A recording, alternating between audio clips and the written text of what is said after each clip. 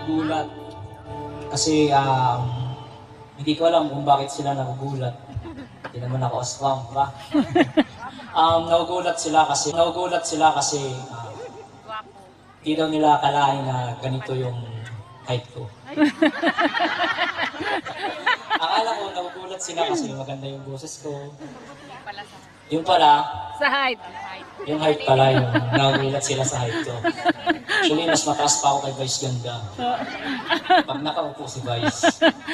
So ayan, nagpapasalamat po ako sa pag-imbita sa akin ngayong gabi kasi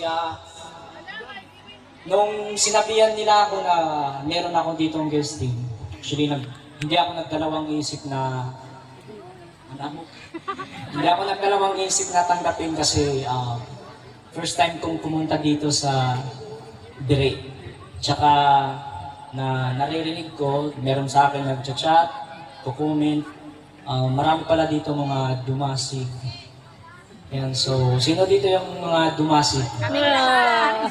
Ito pa ho, dumasi. So, lahat pala dito marunong kumanta. Oo naman. Try. So, yan, congratulations nga pala sa ating unang performer. Napakagaling mo. Sana ipagpatuloy mo yung talent mo kasi walang imposible. Diba? Mangarap lang. Katulad sa akin kasi ako, yung pangarap ko dati ay makapagkanta lang sa tawag ng tanghalan. Hindi ko pinangarap na maging kampiyon, hindi ko pinangarap na maging sikat. Kasi yun lang ang pangarap ko, yung kumanta lang ako, makita ako sa TV. Kasi Ay naku, nakasubaybay kami. Lalaki ako eh. Di ba? Lumaki ako sa TV.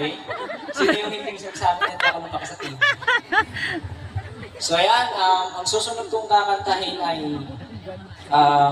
alam ko na familiar sa inyo yung kanta ko ngayon kasi paulit-ulit na lang sa nila.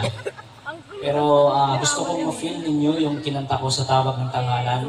Malay nyo, sa pagkanta ko, maramdaman nyo, nasa showtime kayo. Di ba? Oh, yes. So, ayan.